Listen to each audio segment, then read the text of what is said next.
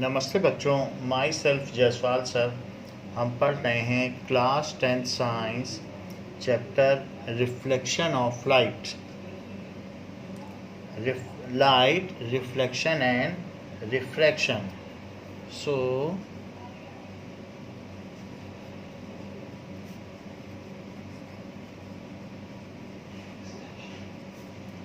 reflection and refraction.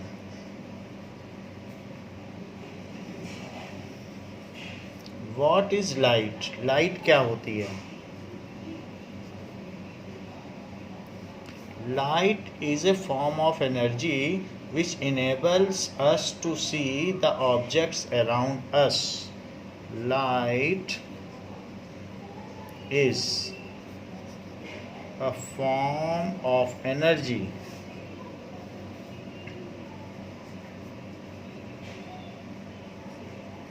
which enables us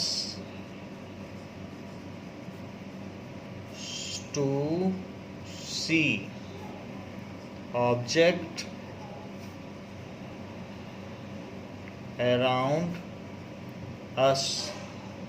So when light falls on any object, अगर light किसी object पर पड़ती है तो when it falls on any object, then it reflects from that object and our eyes picks up that form of energy, and that energy is converted into electrical impulse and send it into our brain, and brain detects it as light. तो इस तरीके से जब किसी भी object पर light पड़ती है तो उससे वो रिफ्लेक्ट होती है और उस रिफ्लेक्शन से हम उस ऑब्जेक्ट को देख पाते हैं. सो when light falls on any object, then it gets reflected from that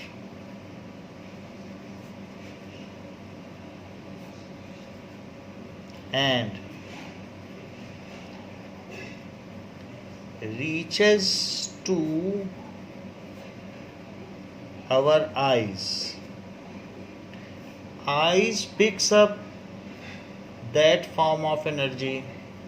So eyes picks up light and convert it into electrical impulse.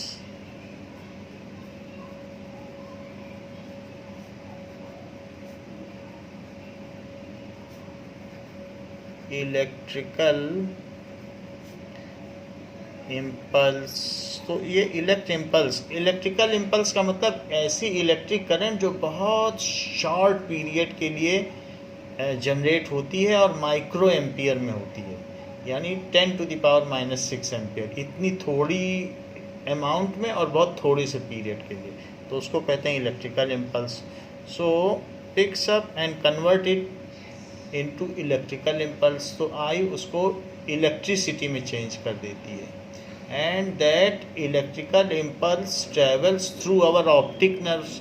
जैसे हमारे नोज़ में ऑल फैक्ट्री नर्व्स होते हैं जो हमें स्मेल का एहसास कराते हैं, वैसे आइज़ में ऑप्टिक नर्व्स होते हैं, और लाइट को खुद भी ऑप्टिक्स कहा जाता है.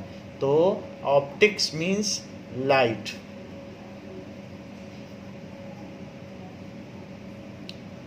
So now, and this electrical impulse travels through our optic nerves, and this electrical impulse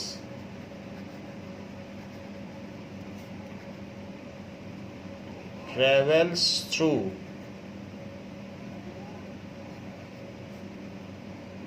our optic nerves and reaches to brain, और ये ब्रेन पे पहुंच जाती है.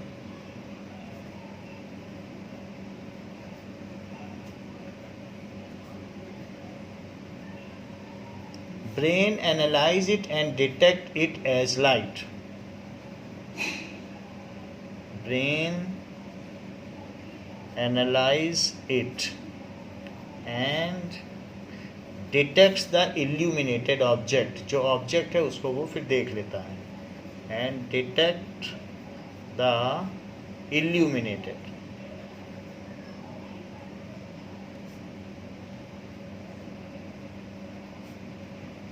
ऑब्जेक्ट, तो उसको वो डिटेक्ट कर लेता है कि कहाँ पे कौन सी चीज़ है. So due to light we can see the beautiful world around us. So it is our eyes, obviously it is our eyes, and also due to light we can see the beautiful world around us. Now there are various self illuminated objects. So luminous objects क्या होते हैं?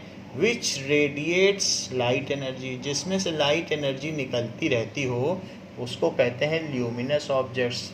So those objects which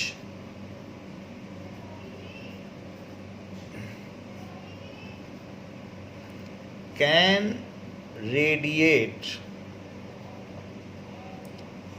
radiation एक ऐसी चीज़ है जिसके लिए किसी medium की ज़रूरत नहीं है. जैसे सनलाइट है, यहाँ तक बिना मीडियम के भी पहुँच जाती है. सन से अर्थ के बीच में वैक्यूम है, बट सनलाइट ट्रैवल करके आ जाती है. सो रेडिएशन के लिए, कंडक्शन के लिए हमें ज़रूरत पड़ती है किसी सॉलिड के थ्रू कंडक्शन होता है.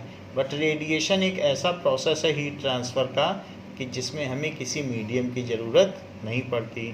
सो सन से आने वाली रेज़ जो लाइट रेज़ हैं, लाइट रेज़ हो गई, एक्स रेज़ हो गई, तो उनके लिए भी किसी चीज़ की ज़रूरत नहीं होती. इंफ्रारेड रेज़ के लिए भी किसी मीडियम की ज़रूरत नहीं होती.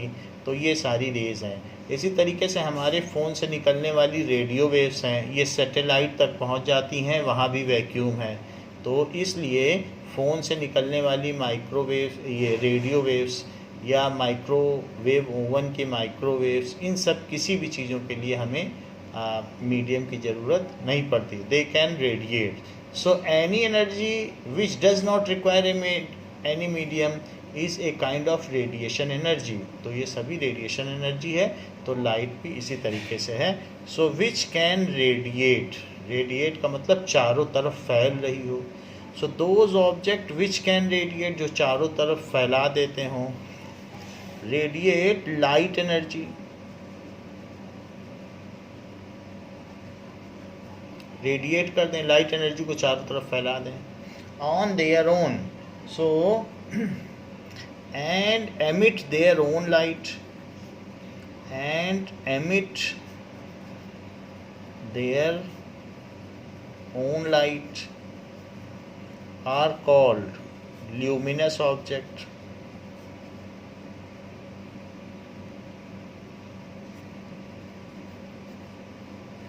तो ऐसे ऑब्जेक्ट्स को ल्यूमिनस ऑब्जेक्ट्स कहते हैं. जैसे एग्जांपल में कैंडल हो गया, बल्ब हो गया, सन तो है ही, सन हो गया. तो ये सारी चीज़ें, टॉर्च हो गई, ये ल्यूमिनस ऑब्जेक्ट हो जाती हैं. ट्यूब लाइट हो गई. So these are luminous objects. Those objects which are lightened by the luminous objects, those objects which can be perceived in presence of luminous objects, which can be seen हो सकता है, या perceived, जिनको हम देख सकें, perceived in presence of luminous objects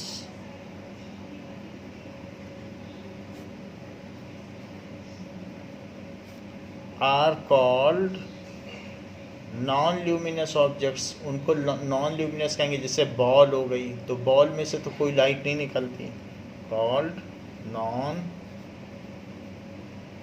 luminous objects. सो अर्थ भी एक नॉन ल्यूमिनस ऑब्जेक्ट है, अर्थ, मून. तो इन पर जब सनलाइट पड़ती है तो इनमें रोशनी आती है। बॉल। नाउ ये तो बात हो गई कि luminous and non luminous objects की।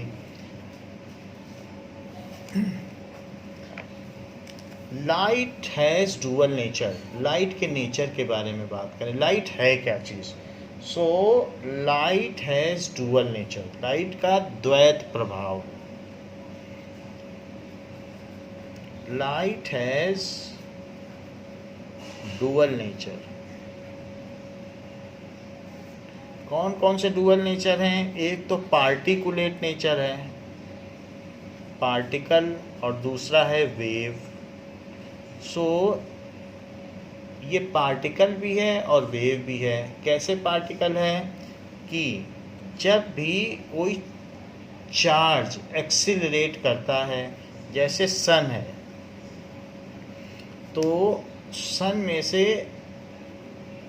में बहुत सारे इलेक्ट्रॉन, ये प्लाज्मा होता है। प्लाज्मा का मतलब इसमें हाइड्रोजन के सारे इलेक्ट्रॉन निकल चुके हैं और वो इसी के अंदर इधर उधर घूम रहे हैं।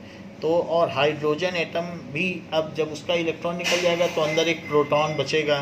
तो इसमें पॉजिटिव चार्ज या प्रोटॉन ये ऐसे ऐसे एक्सिलरेट कर रहा है सन में, और इलेक्ट्रॉन भी एक्सिलरेट कर रहा है इधर उधर।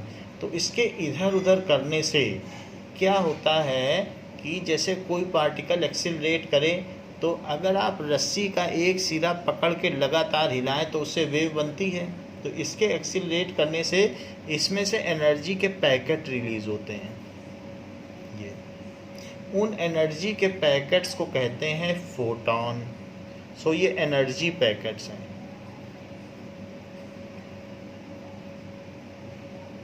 सन is losing its energy continuously, और इसका मास जो है वो एनर्जी में कन्वर्ट होता जा रहा है। तो सन जो मास है वो डिस्ट्रॉय हो रहा है, उससे एनर्जी बन रही है और एनर्जी हमको मिलती जा रही है। सन का 6000 kg पर सेकंड मास कम होता चला जा रहा है और वो कन्वर्ट हो रहा है। खैर वो अलग बात है, लेकिन चार्ज के एक्सेलरेट करने से एक एनर्जी पैकेट निकला और millions of energy packets are coming out from it, and those energy packets move in wave form. तो ये जो एनर्जी पैकेट्स है उसको कहते हैं फोटॉन। फोटॉन, इसीलिए लाइट को फोटो भी कहते हैं कि, और क्योंकि इसका पार्टिकल फोटॉन है। So photon moves when charge particle accelerate, then it radiates energy by packet which is particulate. वो कैसा है? पार्टिकुलेट है। And this particle moves in wave form, so it has wave nature.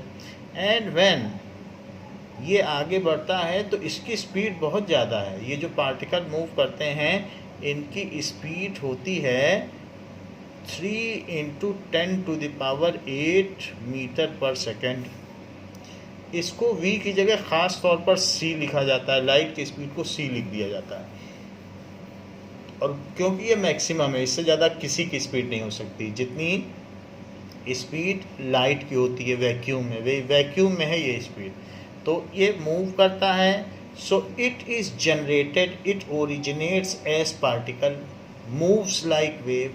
ये move करता है wave की तरह। And when interacts some matter, ये तो वैक्यूम में चल रहा था तो ऐसे ही चलता गया, लेकिन जब ये मैटर से इंटरेक्ट करता है देन है तो ये एनर्जी, अपनी सारी एनर्जी इसको दे देगा। जैसे ही हमारी आँखों पे पड़ा तो सारी एनर्जी हमने हमारी आँखों को दे दी, फिर ये एनर्जी चली गई तो ये इसका भी ये डिस्ट्रॉय हो गया। इट एंड्स लाइक पार्टिकल, क्योंकि ये एनर्जी जिस इलेक्ट्रॉन को देगा वो फिर वो ऑसिलेट करने लगेगा। तो किसी को भी एनर्जी दोगे तो वो हिलने डुलने लगेगा। तो इस तरीके से ये जो लाइट है, it when charge particle oscillate या accelerate, when charge particle accelerate, then they radiate energy। ये जेम्स मैक्सवेल थ्योरी है, क्लास 9th में भी हम लोगों ने पढ़ी थी रदरफोर्ड मॉडल में। So then they radiate energy, उसमें से एनर्जी निकलती रहेगी, अपने आप निकलती रहेगी। ये जेम्स मैक्सवेल थ्योरी है, जेम्स मैक्सवेल थ्योरी। तो वो जो एनर्जी निकलती है, this is emitted in form of energy packets, जिसको कहते हैं फोटॉन। दिस इज एमिटेड, तो ये कैसे एमिट होती है? This is emitted in form of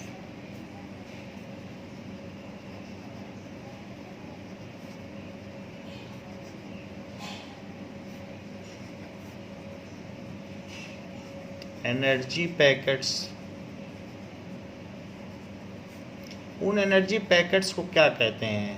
that is called photon.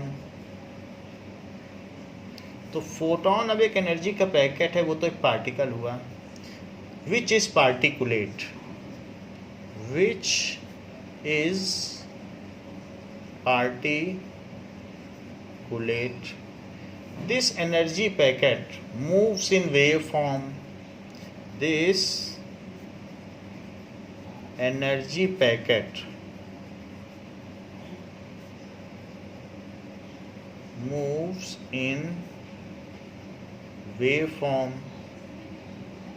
and when it interacts या कोलाइड, जब ये किसी से टकराएगा, it interacts,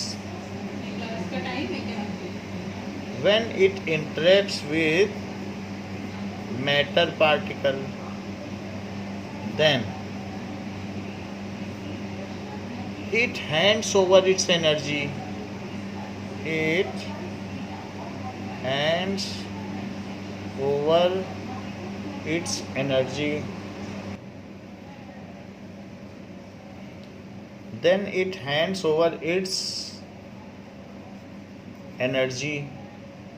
तो ये अपनी एनर्जी हैंड ओवर कर देती किसको? जिससे टकराती है, with which it collides, with which it collides.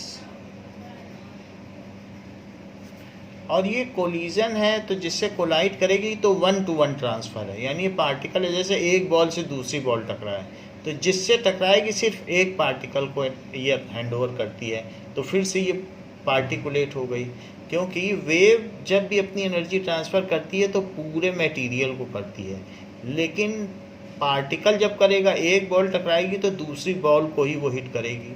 तो जैसे कई गेम्स होते हैं स्नूकर, एक बॉल टकराएगी तो दूसरी बॉल को ही वो हिट करेगी। और अगर स्नूकर के बोर्ड को हिला दो, उसमें वाइब्रेशन प्रोड्यूस कर दो, तो सारी बॉल को एनर्जी मिल जाएगी। वो वेव नेचर हुआ। एक बॉल से एक बॉल टकराए तो पार्टिकुलेट है, तो एक को ये देती है। तो with which it collides, so it is again particulate, so it again dies as particulate। क्योंकि इसने अपनी एनर्जी दे दी, अब एनर्जी पैकेट ख़त्म, वो एनर्जी कोई और ले लेगा। कहने का मतलब है कि जो फोटॉन है, किसी चार्ज पार्टिकल के एक्सिलरेट होने से ये फोटॉन पैदा हुआ और मूव कर रहा है, और जिस भी चीज़ से टकराएगा, वो कोई एटम भी हो सकता है, तो एटम या मैटर किसी से भी टकराएगा तो उसको ये अपनी एनर्जी दे देगा और फिर ये डाई हो जाएगा। तो photon originates as particle, travels like wave and dies as particle. तो photon originates as particle, travels like wave,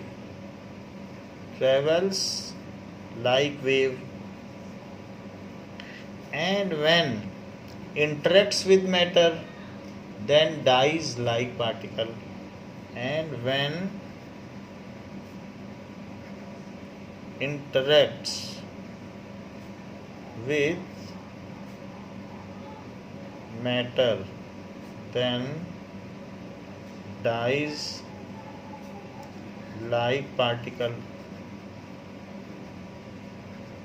तो इस तरीके से इसका डुअल नेचर है। सो light has dual nature. Scientists have this dispute in mind. Various scientists have stated that light is particulate. Even Newton has stated that it is particulate, and Einstein have stated it is particulate. Huygens explained that it is wave nature. Huygens was also a famous scientist, and this dispute had run for about 200 years. 200 सालों तक ये विवाद चलता रहा कि light particle है या wave.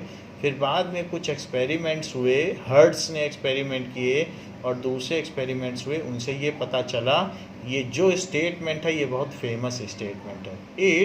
इसका जन्म तो एक कण के रूप में होता है, चलती ये तरंग की तरह है, और इसकी मृत्यु कण के रूप में होती है।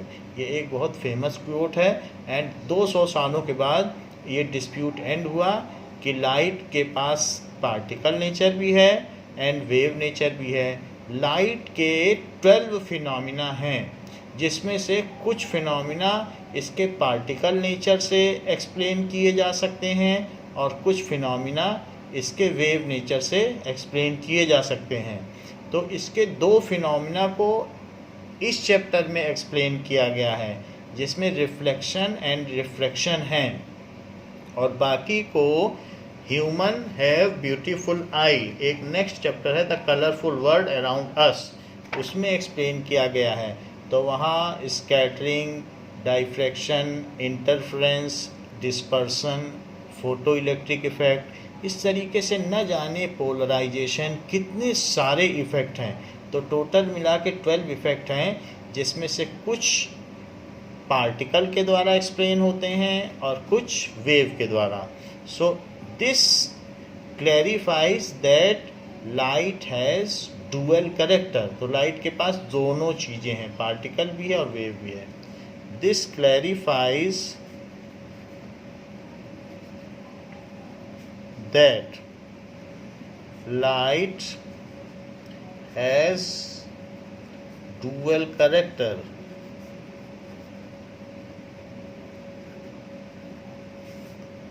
Some phenomena which are exhibited by light, some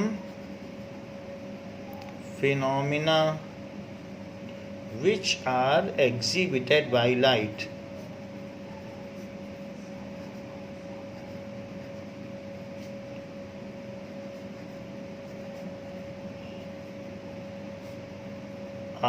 इसके कुछ फिनोमिना हैं, जैसे कि रिफ्लेक्शन, रिफ्रैक्शन, डाइफ्रैक्शन,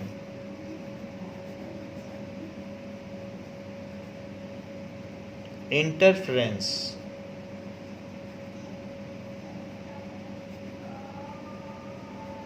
जैसे आप लोगों ने कई बार सुना होगा कि light plus light is equals to dark, तो लाइट और लाइट मिलके डार्क बना देती हैं, तो ये इसी का ही इंटरफ्रेंस है। तो interference, so these are the various phenomena. And इसके अलावा भी कई हैं। That is dispersion.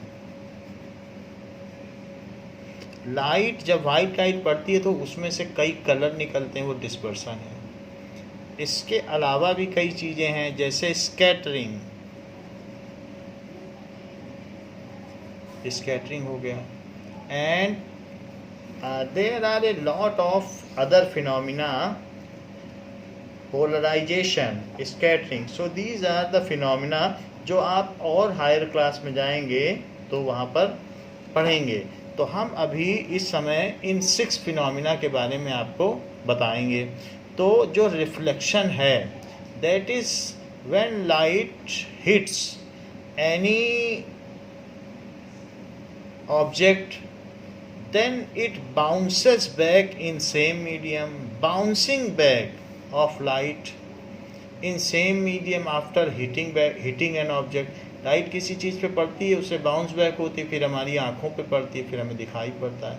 तो इस चीज़ को रिफ्लेक्शन कहते हैं। तो ब्लैक बॉडी छोड़ दीजिए तो बाकी सभी कलरफुल बॉडी से कुछ ना कुछ लाइट रिफ्लेक्ट होती है, तो उसके कुछ जो कलर्स हैं वो एब्जॉर्ब हो जाते हैं और कुछ रिफ्लेक्ट हो जाते हैं, तो ऐसा है।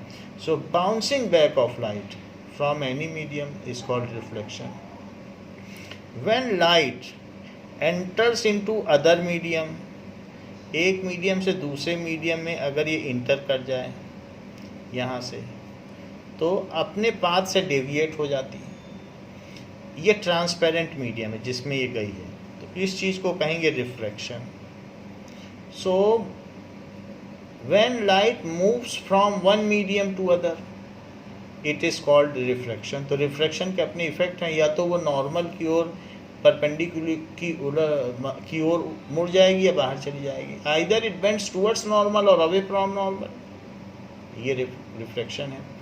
इसी तरीके से डाइफ्रैक्शन, जैसे कि अगर आप कहीं पर आवाज़ निकालें तो आपकी जो आवाज़ होगी तो that can be heard, so it can be heard, और जो भी साउंड आप प्रोड्यूस करोगे तो वो एक वेव के रूप में जाएगा, और यहाँ पर जो कोई भी यहाँ है दीवार के दूसरी तरफ, ये दीवार है, तो उसको सुनाई पड़ जाएगा। आप दीवार के इधर बोल रहे हो और जो दूसरी तरफ है वो उसको सुन ले रहा है।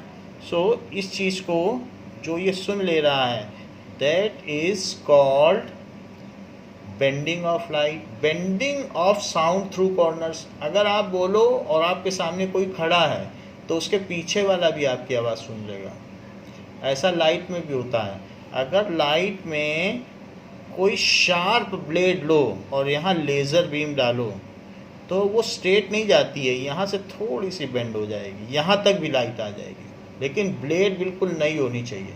तो वैसे तो इसको सीधे जाना चाहिए, यहाँ तक नहीं आनी चाहिए, लेकिन एट शार्प एंड्स वो मुड़ जाती है। उस एंड की शर्त ये है कि जो लाइट की वेवलेंथ है उससे पतला ऑब्जेक्ट होना चाहिए। ये लाइट की वेवलेंथ है, एक वेव को वेवलेंथ कहते हैं। तो अगर उससे पतला ऑब्जेक्ट है, मोटा होगा तब फिर नहीं मुड़ेगी, पतला ऑब्जेक्ट है तो ये एंड पर मुड़ जाएगी। So bending of light at sharp corners is called diffraction. तो ये भी वेव की वजह से बताया जा सकता है। जैसे ये दोनों चीज़ें हैं तो ये बताई जा सकती हैं पार्टिकल नेचर से। यहाँ से एक गेंद जैसे मारते हैं तो गेंद उछल के दूसरी तरफ चली जाती है, इसको वेव और पार्टिकल दोनों से बताया जा सकता है। इसको वेव से, हम इन सभी के बारे में आगे आपको बताएंगे। So bending of light at corners, ये चीज़ जैसे बताई गई, at sharp corners it is diffraction. कभी light plus light is equals to dark और light plus light is equals to more light. ये जो चीज़ है इसको कहते हैं इंटरफेरेंस। जब भी लाइट दो लेयर से एक साथ रिफ्लेक्ट होती है, जैसे सीडी हो गई तो उसमें बहुत सारे कलर दिखते हैं। मोर का पंख हो गया, पिकॉक्स फेदर, तो उसमें उसके ऊपर एक वैक्स है, तो नीचे की लेयर से भी लाइट रिफ्लेक्ट होती है और ऊपर की लेयर से भी होती है। तो ये लाइट आ रही है, एक नीचे की लेयर है और दूसरी लाइट आ रही है तो ये ऊपर की लेयर, तो ये ऐसे ऐसे मुड़ी और साथ में यहाँ से भी मुड़ी। तो ये दोनों जो लाइटें हैं ये अब एक दूसरे को कट भी कर सकती हैं कहीं पर। अगर ये अपोजिट हों, एक ऊपर और एक नीचे, तो एक दूसरे के इफेक्ट को कट कर देंगे तो यहाँ डार्क हो जाएगा। और कहीं पर ये दोनों फिर से, ये तो हर तरफ जा रही हैं और कहीं पर ये एक फेज में हो जाएंगी तो वहाँ बहुत ब्राइटनेस हो जाएगी। देखो ये अपोजिट वेव है, तो मान लीजिए कहीं पर वेव अपोजिट हो गई, पीछे से कहीं से आ रही है, तो अलग अलग प्लेस पे अलग अलग तरीके से वो ओवरलैप करेंगी, तो अपोजिट हो गई तो काट देंगी, वहाँ डार्क बन जाएगा। तो alternate dark and bright strips are formed. तो यहाँ डार्क हो जाएगा, ये ब्राइट, और नहीं तो अलग अलग कलर भी दिखेंगे। जैसे पिकॉक के फेदर में अलग अलग कलर दिखते हैं, सीडी में अलग अलग कलर दिखते हैं। क्यों दिखते हैं? क्योंकि लाइट अलग अलग तरीके से ओवरलैप करती है और अलग अलग कलर प्रोड्यूस करती है। होती तो वाइट लाइट ही है, फिर सीडी से इतने कलर क्यों दिखते हैं? तो इस तरीके से ये इंटरफ्रेंस है। जब टू सरफेस से साइमल्टेनियसली लाइट एक साथ निकले तो अलग अलग एंगल पर अलग अलग तरीके की ओवरलैपिंग होती है। कहीं कहीं तो ये ओवरलैपिंग ऐसे हो जाएगी कि एक साथ हो जाएंगे, तब वो एक दूसरे का इफेक्ट जुड़ जाएगा। इसको कहेंगे कंस्ट्रक्टिव इंटरफेरेंस। और ये डिस्ट्रॉय कर रहे हैं एक दूसरे के इफेक्ट को तो कहेंगे डिस्ट्रक्टिव इंटरफेरेंस। यहाँ डार्क होगा जिस एंगल पर अगर ये अपोजिट फेज में मिली, और जहाँ एक जैसे फेज में मिली तो वहाँ ब्राइट लाइट होगी, बहुत ज़्यादा चमकीली। तो इस तरीके से हम डे टू डे लाइफ में इंटरफ्रेंस भी देखते हैं। डिस्पर्सन, अगर प्रिज्म में लाइट पड़े या रेनबो भी आप देख सकते हैं वाटर ड्रॉप पे, तो वाइट लाइट ही कई कलर में स्प्लिट हो जाती है। तो ये जो स्प्लिट होना है और ये विब्ग्योर बनना है, तो इस चीज़ को कहेंगे डिस्पर्सन, कि वाइट लाइट का अपने कंपोनेंट कलर्स में स्प्लिट हो जाना, तो इसको कहेंगे dispersion. So when it passes through prism, prism से पास हो, प्रिज्म क्या है, इसकी क्या प्रॉपर्टी, ये सब देख लेंगे हम लोग, तो उसके लिए भी चैप्टर बना है। तो एक ये भी चीज़ है कि splitting of white light into its component colour, white light का अपने घटक रंगों में विभाजित हो जाना, ये डिस्पर्सन कहलाता है। नाउ स्कैटरिंग, स्कैटरिंग क्या है कि जब लाइट किसी भी बड़े ऑब्जेक्ट से टकराती है, तो लाइट ये है, ये टकराई, तो ये चारों दिशाओं में इसमें से एनर्जी निकलेगी, क्योंकि यहाँ का पार्टिकल ऑसिलेट करने लगेगा, और ऑसिलेट करने लगेगा तो वो सेकेंडरी रेडिएशन निकालेगा। जैसे एक मोती की माला ज़मीन में पटक दो तो उसके मोती चारों तरफ बिखरने लगते हैं, तो वही चीज़ यहाँ होती है। तो डिस्पर्सन हो गया, ये स्कैटरिंग हो गई, इस तरीके से होता है। So we have seen various phenomena related to light. तो बच्चों इस क्लास के लिए इतना ही, नेक्स्ट क्लास में हम इनको वन बाय वन एक्सप्लेन करेंगे। Thank you.